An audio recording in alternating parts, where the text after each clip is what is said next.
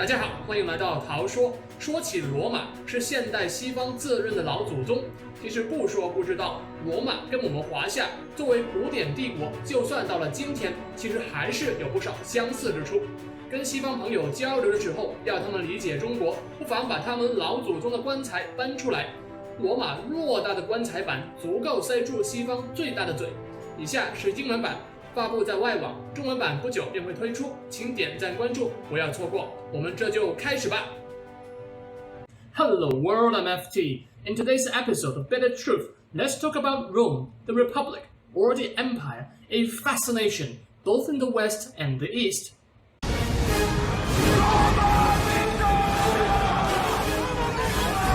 When it comes to the struggle between Rome and Christianity, we seem to be wired to view Rome as the bad guy, an oppressive empire relentlessly persecuting a peaceful religion. We seldom look at things from Rome's point of view, not the empire, not the emperor, not even the senate, but from the people's point of view. And today, let's do just that for a change. The word empire and the word toleration sound contradictory. Empires are mean, aren't they? They blow up planets. The most direct evidence against Rome would be they fed Christians to hungry cats. But Rome got to be an empire not only because of its military might, but more so because of toleration. When Rome conquered Greece, the Romans didn't purge the Greek gods and goddesses. Instead, they took them all in, and some said they even renamed them. The greatest display of toleration came as Rome continued to expand. Newly conquered tribes were allowed to keep their cultures and religions, even monotheistic tribes like the Jews. Yes, peace between the two was short-lived. There were revolts and wars, but Rome did tolerate the Jews. They didn't round them up in concentration camps. The Jews didn't have to observe Roman religious laws under the terms and conditions that they acknowledged Rome's rule. And the Jews did for a time, so everybody was happy for a time. But then Christianity came along. Christianity was no conquered tribe. To Rome, it was a spin-off, a cult separated from Judaism. Mind you that the word cult was not seen in a negative light in Rome. It simply meant a religious group. Since the Jews themselves didn't recognize Christianity as canon, even a Jew practicing Christianity should not be exempted from Roman religious laws. And what were these religious laws? Well, in short, there were public cults and private cults. Public cults was official, therefore funded by the state as a matter of public interest, such as the cult of Jupiter. Private cults were funded by individuals for their own communities, but were required to answer to Pontifex Maximus, or the greatest priest, a post in charge of all religions, pretty much like the head of the state administration for religious affairs in modern China. Just a regular politician who was free to marry and was free to move to other posts. In fact, Julius Caesar was Pontifex Maximus before he became consul or the emperor. We also had the Presto Virgins. They are 6 celibate priestesses who answered directly to Pontifex Maximus and were known to coordinate cults of Roman and non-Roman gods and goddesses to prepare ritual substances like animal sacrifices. Christianity, obviously, was no public cult. It would be a private cult by Roman law. What would Christianity need to do in order to get a permit in Rome? Well, easy. They just had to honor the public deities. Other than that, they were free to do whatever they wanted. Too complicated? Well, think of a party that everybody, all cults, once registered with Pontifex Maximus would get an invitation. When the party starts, everyone must pay tribute to 12 official party mascots. Then you're free to eat, drink, and flirt with everybody else, including the 6 hot girls on the platform. Isn't that great? Obviously, the Christians refused, and they openly condemned the religious practices of Rome, because there could only be one God. Back to the party analogy. You aren't even invited, so you have crashed the party. Not only that, you refuse to pay tribute to the official party mascots, you mock the 6 hot girls on the platform. Put yourself in Roman shoes and it's very easy to understand that the Roman public didn't like Christianity. they saw it as a superstition. Might not being superstitious actually meant being crazy in Rome. So it's much more serious than it sounds, and this is why.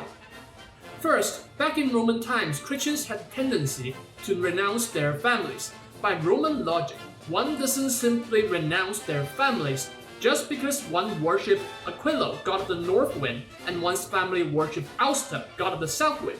The Romans couldn't understand that. Secondly, Christians frequently predicted impending disasters, striking fear into Roman society. What's the fuss about Judgment Day, the end of the world? Tertullian, a Christian apologist of the time, often complained, quotes, "They think the Christians the cause of every public disaster, of every affliction with which the people are visited. If the Tiber rises as high as the city walls, if the Nile does not send its waters up over the fields, if the heavens give no rain, if there is an earthquake, if there is a famine or a pestilence, straightway the cry is, away with the Christians to the lions." But let's be fair, it's common sense that if you speak of disasters a little too often, and disasters came, there's a wee bit of chance that you'll take the blame. Thirdly, they challenged the very core of Roman values in their holy book. Roman investigators did read the Bible, both the Hebrew one and the Christian one. Condemning Rome's religious practices while living under a Roman roof just because the system didn't fit their cults was obviously a bad idea. Last but not least, some more misinformation will push everything off the edge.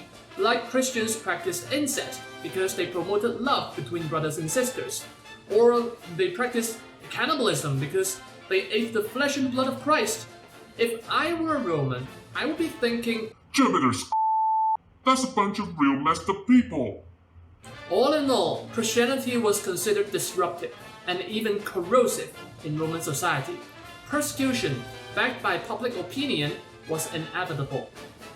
So what exactly did the Romans do then? Persecution was sporadical and mild at first, and not carried out on a large scale. Roman officials would make Christians give offerings to the public deities. Those who refused would be punished. Roman citizens would first be tried, then fined, jailed, exiled, or beheaded, depending on the severity of the case, of course. Someone would be screaming, "Are you killing people for their religious beliefs?" But the fact was, a small number of these Christians actually fought and killed other members of society during heated discussions, or were actively terrorizing the community. The Romans were very reasonable, at least to their own citizens, of course. Non-citizens would be, you guessed it, thrown to the cats. Though there is no evidence whatsoever for Christians being mass executed at the Colosseum, so something like this didn't happen. Tacitus, Roman historian and politician, wrote that Nero was the first Roman emperor to launch full-scale Christian persecution by blaming Christians for the Great Fire of Rome in 64. He rounded them up and used them as human torches. And so we have this painting, the Torches of Nero.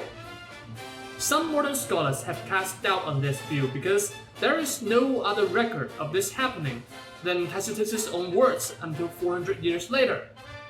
Emperor Domitian was also said to be excessively cruel towards Christians. Scholars again had no consensus on this because those claims could have been exaggerations or outright false. Soldier Emperor Trajan, when requested to give advice on how Christians of Pontus should be dealt with, he told the governor to press on with the persecution, but also added that anonymous denunciations should not be tolerated. Provincial governors also asked Emperor Hadrian for advice, yet the guy who built the Hadrian's Wall. Being such a nice guy, Hadrian granted Christians with more leniency, stating that unless said Christian had also committed some illegal act, Christians in general should not be persecuted. On the other hand, slanderous attacks against Christians should not be tolerated. Some emperors did go a bit further, trying to steer Rome back to its traditional values. Fast forward 100 years, Emperor Theodosius issued an edict requiring everybody in the empire, Jews exempted, to perform a sacrifice to the gods in the presence of a Roman magistrate. Archaeologists have found certificates today issued by the magistrates that prove a person to be non-Christian. Chris Scar, in his 1995 book Chronicle of the Roman Emperors, claimed that many Christians who previously lived undisturbed were absolutely traumatized in the process. But wait a second, who previously lived undisturbed? So the Romans were either incredibly incompetent in enforcing their own religious laws, or were so lenient towards Christians that these souls were left alone for years. To summarize, persecution of Christians existed at a low provincial level within the empire. Few Roman emperors had actually done anything significant, and this cost Rome dearly. Unchecked, Christianity spread throughout the empire, from slaves to patrician families and eventually to the emperor. Christian popes and priests, while having no legal status, were able to engrave themselves into the political power structure of Rome, adding another layer of complication to power struggles. It was simply too late now to turn back. Short of a meteorite ending all life, there was simply nothing on earth that could stop Christianity taking over Rome. 380 CE, Emperor Theodosius made Christianity the official state religion. At this point, it was estimated that fewer than 50% of the population of the Western Roman Empire were Christians. Pagans, as Christians called them, were still tolerated, but not for much longer. 393 CE, Theodosius defeated Eugenius, the last Roman emperor, or a usurper if you like, to support traditional Roman religions. Theodosius then went to Rome in an attempt to convert pagan members of the Senate. Nice try, but how about no? So he failed, but then he withdrew all state funds for pagan rites. The majority pagans continued to demand for toleration but were simply ignored. And some pagans simply pretend to convert. Well, I worship all gods and goddesses anyway. Why would I say no to one more on my list? Surviving texts during the late 4th century recorded the destruction of many pagan holy sites in Gaul, Syria, Carthage, Delphi, Alexandria, and Gaza, all around the empire. This is supplemented in abundance by archaeological evidence, by the way. In northern provinces of Rome, archaeologists have found broken and burnt buildings and unearthed hastily buried pagan relics. So much destruction in the name of one god. When toleration died, so did the empire. The late Western Roman Empire became more and more like barbarians.